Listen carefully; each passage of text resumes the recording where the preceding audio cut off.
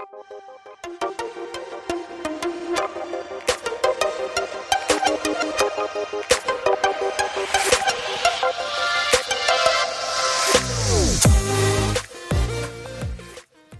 everyone, welcome back to Chibi and Chill, the anime podcast, the podcast that celebrates all things anime, where we dive deep into facts, lore, history, and take a better, closer look at anime that shaped our childhoods, or ones that are shaping our adulthood, I'd say, because of the mass amount of anime that's been produced today. So last week it was all around love and Valentine's Day. It was all about the top, or my top, anime couples.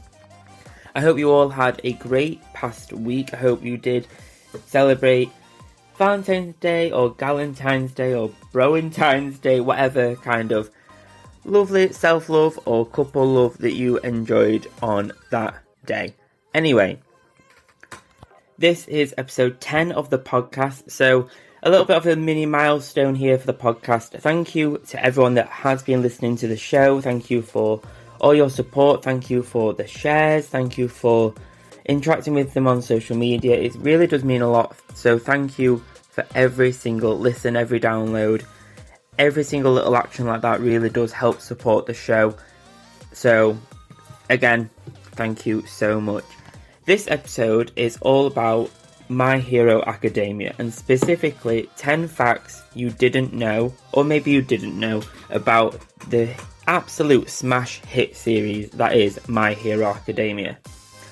So I'm going to try and do this with no spoilers, but if there are any, I will mention that there is a spoiler upcoming, so I don't want to ruin the anime for anyone. There are 6 series of the show now, so there's quite a lot to unpack with the show, but it is hard to do it with no spoilers, so please be aware, I will say if there is a spoiler upcoming.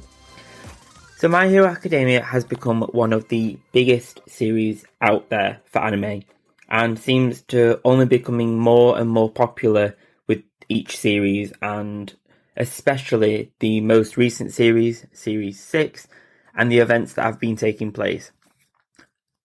I've loved this anime so far. At the beginning, I wasn't entirely sure whether it was for me. I used to be a really big Marvel fan and DC fan, superhero fan, and as I've kind of gone through my hobby journey, I guess you could say, or interest journey, that started to kind of fiddle out and it started to fade out. So I wasn't entirely sure whether this was for me anymore. However, as soon as, I guess, episode 2, I was absolutely hooked. I needed to know more about Midoriya, I needed to know more about the school, I needed to know more about All Might and All for One.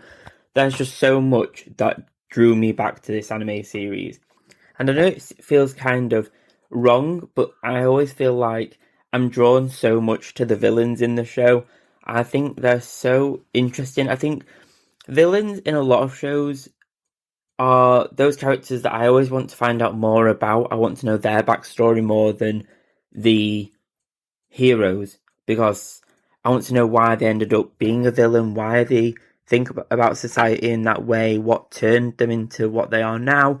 So I think this episode will focus a little bit more on the heroes, but I think I will do an episode that focuses solely on the villains of My Hero Academia, because I personally really want to just do the episode to find out so much about these characters, and especially Shigaraki, because I know he's the bad guy, I know that, but he is absolutely one of my top anime characters, especially at the moment at least, until the new show introduces a new villain, and I'll be consumed by that one.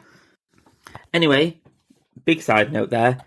But let's dive into his first fact, and that fact is about Asui and Hagakure almost weren't girls at all in the series. So when Koei Hirokoshi first conceptualized these two characters, he first envisioned them as boys, as male characters. He only changed their gender once he realized the balance of Class 1A was predominantly male, with 16 boys and only 4 girls occupying the class. So to remedy this, he decided to swap out the genders of some of the characters. I think I'm kind of glad that he decided to change them, especially Sue is one of my favourite ones of the heroes. I think she's so cool. I think she's really, really cute. And although at first I wasn't entirely sure about the frog style quirk, I've really grown to really like it. Especially her suit with the little feet design. It's really, really cute. So carrying on with another one of the female members of the Class 1A, Mina Ishido's connection to aliens. So Mina Ishido had originally settled on her hero name Ridley Hero Alien Queen, and later on in the story she landed on Pinky. The first name is in reference to the iconic Ridley Scott film Alien from 1979. This film, as a kid, when I watched it with my dad, absolutely terrified me. I thought it was really scary. And the references are quite deep within the character design for Mina Ishido. So her appearance is overall quite alien-like compared to the other characters, with her pink skin and black eyes and horns that portray from her head. So these are the more visual aesthetic references to not specifically the xenomorph alien style, but more just alien-esque vibe. But the main reference to alien in her quirk is that she can secrete a corrosive acid from her hands, which is inspired by the xenomorph creatures from Alien, which bleed a corrosive fluid when they're cut. I think it's super cool when we see anime and other TV series and manga start to reference other super iconic pop culture moments, such as Alien. That film has become one of the most iconic films, and I can remember my dad having this box set of Alien, the when the sequels and things came out, and it was all black, and there was an egg on the front because they hatch from eggs, the xenomorph in the film, and it glowed in the dark, the egg, and it was, as a kid, that was terrifying because the film was scary enough, and then I saw this egg glowing in the cupboard, and oh no, that was it, I was done. I was done as a kid. That really scared me for a long time. Although, however, side note again there, I do love Mina Ishido. I do wish she had a different costume design, apart from the little jacket thing and the little like bodysuit that she's got. I really wish they'd kind of really gone with the alien themed and gone with more with an outlandish and extra kind of vibe. Originally, her horns were designed to be much larger, and an original sketch shows them be more curved and tall, almost more like goat horns.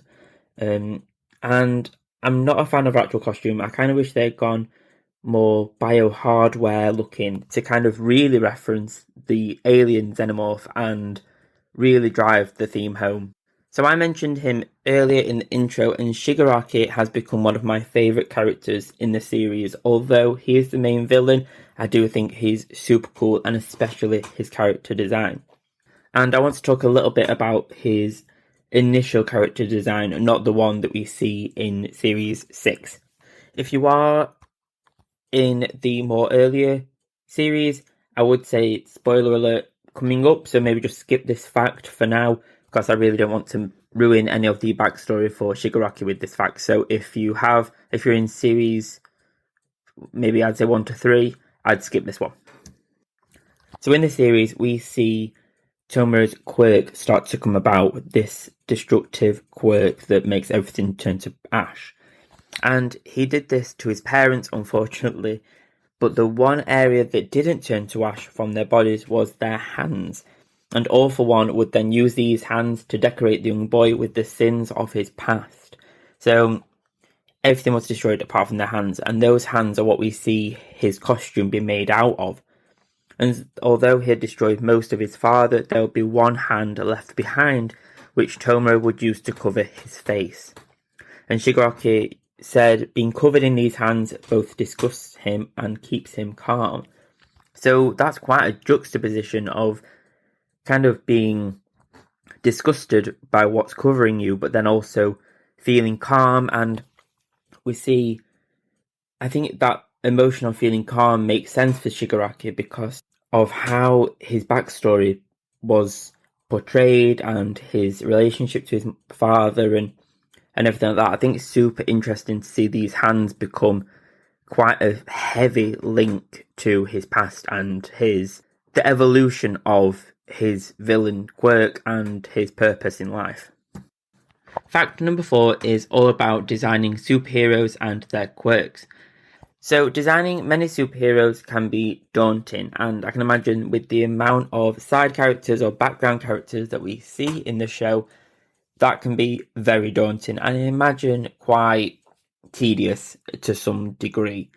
So a competition was held in Japan to help design some of these characters. And we see them in the show, which is very, very cool. So characters Bubble and Centipede, which are Sir Nightie's assistants, were designed by a contest held for Japanese fans. So fans of the show were able to submit character designs, and the winners got a chance for their designs to be used in the anime. Chita Abara designed Bubble, whose character design was aged up a bit from the original age of 16, so she could be a pro hero. And Tetsuya Ohara designed Centipede. I think this is lovely when we see the anime producers really working with fans of the show and seeing what their interpretation of a hero would be, seeing what their creative levels are, and kind of really working with the community that are really supporting the show anyway, and really allowing them to have their input, have their voices heard, or their design seen more specifically, and allow them to watch the show and think, I designed that character, that one's mine. I think that's so exciting. Fact number 5 is that the creator, Hirokoshi, made sure that all the anime character names had a significant meaning. I spoke about this naming convention within Japan and anime that I think is super interesting, how their names of a lot of anime characters are actually specific meanings or reflections of their characters and their personalities. All of these names would often be based around Japanese wordplay. So for example, Bokugo, so Baku means bomb, and Go means strength, which correctly describes the character and his quirk. Another example is Ochako Yoraka, a very cheerful girl in the anime, who is very, very cute. We mentioned her in the last episode. And Yoraka in Japanese means fine day. So that's very nice. That's very, very calming, which I think is kind of reminiscent of her character. So one more is Denji Kaminari. This character has the electric quirk, and we see him get quite dazed because of his quirk in the anime. And in Japanese, Denki means electric and Kaminari means thunder. So that's quite a powerful name for a character that is actually, he is powerful but is struggling to kind of control his quirk a little bit, but we do see him quite evolve in the later series. Fact number 6 is that Midnight was originally Class 1A's teacher. Anyone who has watched the show, I think we all know who Midnight is and what she looks like, which makes this fact quite strange. So the decision was changed when her design became too raunchy and Eraserhead became their teacher.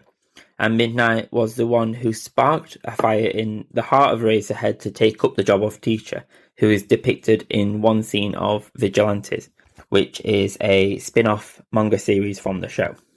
The Midnight character is one of my favourites from the show. I think she's really interesting, and I think she's got more of a backstory than what she or is portrayed at the moment.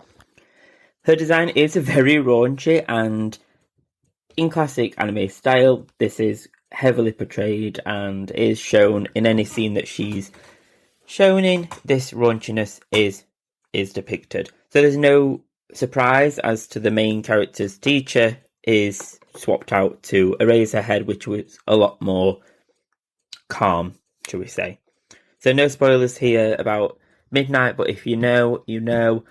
So yeah. So fact number 7 is the creator Hirokoshi struggled at first, way back before My Hero Academia became the smash hit series that it is, but he struggled even after winning a Shonen Jump contest for One Shot Tenko. So the writer struggled with his previous work, and eventually, unfortunately, they did get cancelled. This, unfortunately, did lead Hirokoshi down a path of depression and a little bit of struggle, and that's unfortunate. I think that's really sad to kind of see. That show, to me, shows a dedication to his work and shows that he really cares about what he produces and gets out there. But Hirokoshi picked himself up and decided to write about things that made him happy instead. So especially when he created the one-shot manga that soon spawned the inspiration for the My Hero Academia series we know today. We'll speak about that a little bit later. So fact number 8 is that UA doesn't mean anything in English. So when I started watching the show, I thought I had completely missed the explanation of what UA stood for, but it turns out it actually stands for nothing. So the name of the school in English is more of a play on the pronunciation of the Japanese word for the school. So the word hero in Japanese is pronounced AU, which becomes UA when inverted. So this is something that, again, I love the attention to detail that creators go to when thinking about not only the Japanese audience but also the global audience, where there may be a dub and things like that. So all the different languages that this show will be heard, and they've thought about the wordplay and the naming convention and the language difference there. I do wonder why they didn't kind of make it more prominent, so they didn't call the school AU, which is literally the word for hero, but with the Latin letters. I wonder why they did reverse it to UA. Maybe it just sounds better, maybe it just is easier to say, maybe it just is nicer on the ear. So earlier on we mentioned the one-shot manga that inspired the show My Hero Academia, or more specifically the manga series My Hero Academia. And in this one-shot manga, we see Midoriya as the pilot character in the manga, and how he quickly becomes the reference point for Midoriya in My Hero Academia. So Midoriya in this manga, though, is called Jack Midoriya. The main character for My Hero Academia is based off this one-shot manga, as I mentioned, and it was released in 2008. The creator, whose main character name is Jack Midoriya, is a salaryman. So that's the name for office workers in Japan, who dreams of being a superhero. And the character in the manga is quite ill. He's not portrayed in the best health, however he does want to be a superhero. On the creation of My Hero Academia and the storyline and its characters, this illness was actually transferred to All Might. So I think I've not read the original manga for this. However, it seems that the illness was taken over to All Might to maybe enhance the story, maybe develop more of a dramatic turn of events. So I think that's interesting that some of the elements that we already see in My Hero Academia were trialed or written about for a one-shot manga way back when, in 2008, 8 years before the series became a thing. If you have read the one-shot manga, please let me know on social media. Find me on Twitter, Instagram, Facebook, and let me know what is the story? How closely does it relate to My Hero Academia? How closely resembled are Midoriya in both these worlds? So the last fact is that Quirks at some point started being allocated randomly to characters. So when the creator started out adding quirks to characters, he did it so it could enhance the storyline and maybe even enhance the characters themselves. But in the end, the quirks were added randomly and often from mundane sources. I think starting out looking at some of the characters and actually the large array of main characters, side characters and background characters who we see an enormous amount of quirks from, I think it's fair to say that they were just randomly allocated at some point. I think the main characters, surely their quirks were very carefully thought out, that makes sense. But the background characters who we see maybe in side battles or take on lower level villains and thugs and things like that in the little clips that we see around the city, I think those were the ones that were allocated randomly. So the creator said that he'd look at a shower head and see the water coming out, and then he'd think, oh yeah, that'd be great if that came out of hands, but instead of water, it would be this. So I think that's interesting that we see these quirks come from his mundane areas of his life that we all have, but they always say inspiration comes from areas of your life that you wouldn't think would inspire you, and I think I find that from my creative processes and my actual day-to-day 9-to-5 job, sometimes the most boring things, or more specifically the moments where you're not trying to be creative, are the things that inspire you the most. I think we see that quite often in anime and media such as this. We see references to so much of the creator's life, even the mundane areas. I hope you've learned something about the characters, and maybe some of your favourite ones as well. I have become a massive fan of this anime series, and I can't wait to see the developments take place. At the moment of this being recorded, there are these illustrations of the not alternative, but the darker illustrations of Bokugo and Midoriya ready for the series to continue on with the slightly darker themes. They look super cool. I love Midoriya's, not redesign, but the restyle of Midoriya's costume. I can't wait to see how the story progresses, and I'm sat here at the minute recording this with a My Hero Academia coffee mug, and Midoriya is facing me at the minute. It's got Bokugo on the back, and I absolutely cannot wait to see how these two characters progress. If you haven't watched the show, I'd definitely give it a watch. If you're not into superheroes, I think try the first 3 episodes. That's the general rule of thumb with any anime. After episode 3, you'll either love it or you'll not return. I returned after episode 2. It was absolutely brilliant. It's such a good show. I think if you've made it to this length in the episode, I assume you're a fan of the show.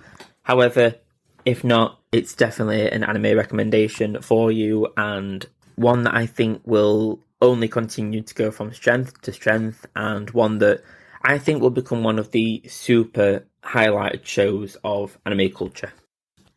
So I hope you've enjoyed today's episode. This episode has been quite a random assortment of facts around characters and the history of, or the founding of, My Hero Academia. If you love the show or love the characters, check out my Etsy shop, where I have chibi illustrations of characters such as Midoriya and Bokugo, 2 of my absolute favourites from the show, and there's worldwide shipping, and if you order before 4 PM GMT time, I'll ship your order the same day. There are also some digital downloads on there and prints of other popular anime characters in the super cute chibi style. If you have enjoyed the episode, please do leave a like and review. It really does help out the show. It really does help how it's listed and shared out. I have a new Patreon, a club for fans of the podcast and fans of anime, and my Etsy shop, a new monthly club where you receive physical and digital goodies along with exclusive updates.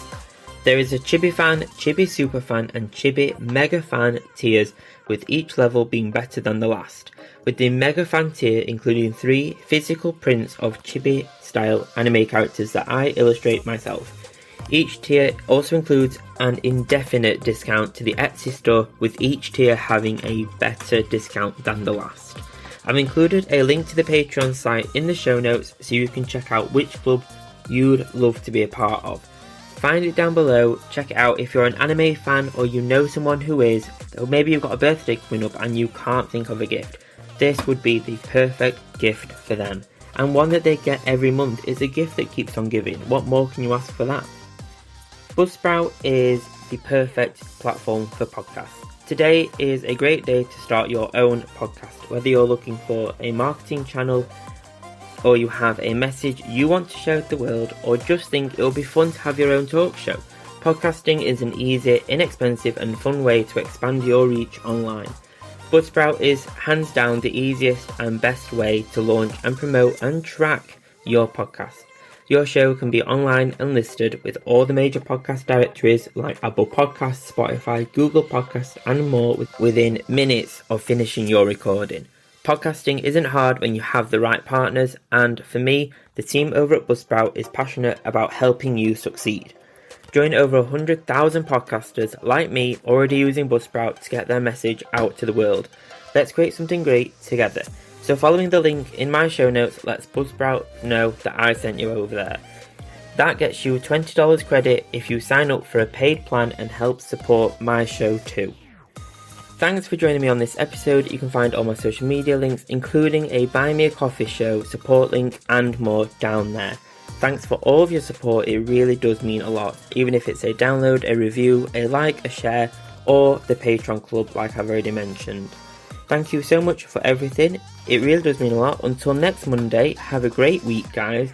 Enjoy all the new anime episodes that are releasing this week. I know I will be. I'll be trying to catch up with all the ones I've potentially missed out of recently. Have a great week and I'll see you next Monday. Bye.